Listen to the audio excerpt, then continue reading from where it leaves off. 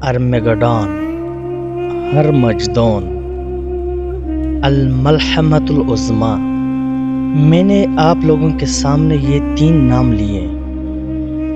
ان تینوں ناموں کا مطلب اور مقصد ایک ہی ہے، اور بیشتر لوگوں کو ان ناموں کا مطلب اور مقصد معلوم نہیں۔ یہ ایک عظیم جنگ ہوگی۔ یہ جنگ حق و باطل کے درمیان لڑی جائے گی۔ یہ جنگ انسانی تاریخ کی سب سے بڑی اور ہولناک جنگ ہوگی۔ اس جنگ کی وجہ سے دنیا کے بڑے بڑے ممالک صفحہ ہستی سے مٹ جائیں گے۔ یہ جنگ تقریباً 99% آبادی کو ختم کر دے گی، یعنی تقریباً ہر 100 میں سے 99 انسان قتل کیے جائیں گے۔ یہ جنگ حق و باطل کے درمیان ایک فیصلہ کن جنگ ہے۔ یہ جنگ کب اور کیسے آئے گی، ان کے بارے میں بہت سی روایات ہیں۔ یہ جنگ عیسائی، یہودی اور مسلمان تینوں مانتے ہیں، اور تینوں کا اس جنگ پر اتفاق ہے کہ یہ جنگ ہو کر رہے گی، اور ہر ایک قوم، ہر ایک مذہب کا اپنا اپنا نظریہ ہے، اور وہ اسی نظریے کے مطابق اپنے آپ کو تیار کرتے ہیں۔ لیکن افسوس کے ساتھ کہنا پڑتا ہے کہ مسلمان آج اس غفلت کا شکار ہوئے ہیں کہ ان کو یہ بھی پتہ نہیں کہ نبی کریم صلی اللہ علیہ وآلہ وسلم نے اس جنگ کے بارے میں کیا ارشادات فرمائے ہیں۔ یہودی اور عیسائی ہم سے زیادہ اسلام کی سٹڈی کرتے ہیں۔ وہ اس لیے کرتے ہیں کہ ان کو پتہ ہے کہ نبی کریم صلی اللہ علیہ وآلہ وسلم نے جو احادیث بیان فرمائی ہے، جو پیشنگوئیاں بیان فرمائی ہے، وہ ہو کر رہے گی۔ قیامت سے پہلے ان پیشنگوئیوں نے پورا ہونا ہی ہے، لہٰذا وہ آپ صلی اللہ علیہ وآلہ وسلم کی پیشنگوئیوں کو سامنے رکھ کر اس کے مطابق اپنی جنگی حکمت عملی کی ترتیب کرتے ہیں۔ عیسائی زبان میں اس جنگ کو ارمیگڈون کہتے ہیں۔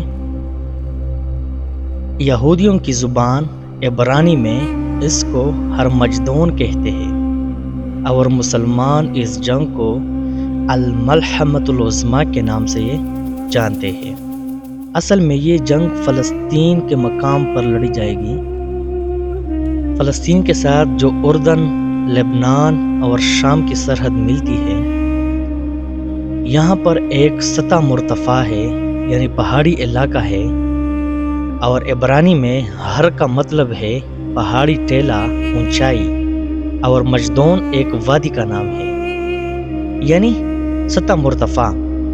تو اس مقام پر یہ جنگ لڑی جائے گی، اور یہ دنیا کی سب سے ہولناک جنگ ہوگی۔ جیسا کہ میں نے آپ کو پہلے بتایا کہ یہ جنگ حق و باطل کے درمیان ہوگی، لیکن عیسائی اس جنگ کے متعلق یہ بیان کرتے ہیں کہ یہ جنگ ہماری نجات کی جنگ ہوگی، یعنی ہم دنیا کے دوسرے مذاہب سے چھٹکارا حاصل کریں گے، اور یہ جنگ ہمارا مسیح یعنی حضرت عیسیٰ علیہ السلام کی قیادت میں لڑی جائے گی، اور دنیا کی باقی مذاہب یعنی مسلمان اور یہودی خاص طور پر، ان سے ہمیں چھٹکارا مل جائے گا، اور دنیا پر ہماری حکومت قائم ہو جائے گی۔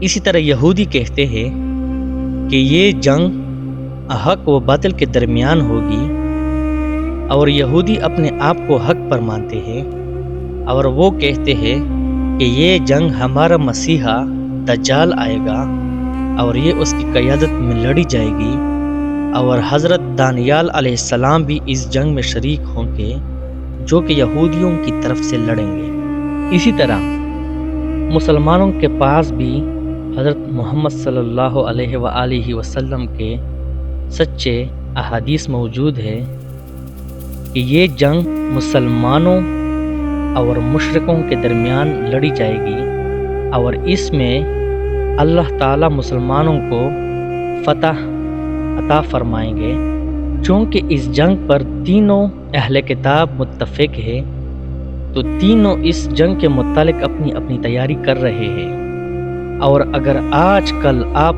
حالات دیکھ لیں، یہ بالکل اسی جنگ کی طرف اشارہ کر رہے ہیں۔ حالات آہستہ آہستہ خراب ہو رہے ہیں۔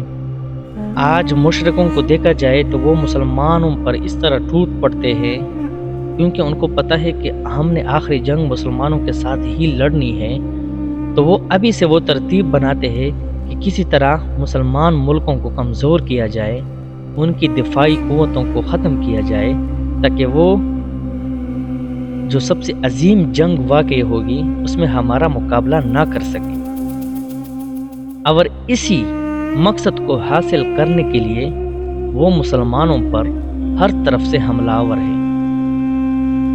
اس کے بارے میں نبی کریم صلی اللہ علیہ وآلہ وسلم کا ایک حدیث مبارک بھی ہے۔ حضرت ثوبان رضی اللہ تعالی عنہ بیان کرتے ہیں کہ رسول اللہ صلی اللہ علیہ وآلہ وسلم نے فرمایا، ایسا وقت آنے والا ہے کہ دوسری امتیں تمہارے خلاف ایک دوسرے کو بلائیں گی، جیسے کہ کانے والے اپنے پیالے پر ایک دوسرے کو بلاتے ہیں۔ صحابہ رضی اللہ تعالی عنہ نے پوچھا، کیا یہ ہماری ان دنوں قلت اور کمی کی وجہ سے ہوگا؟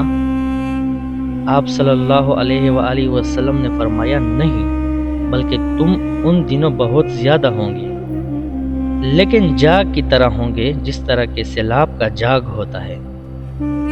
اللہ تعالیٰ تمہارے دشمن کے سینوں سے تمہاری ہیبت نکال دے گا اور تمہارے دلوں میں وہن ڈال دے گا۔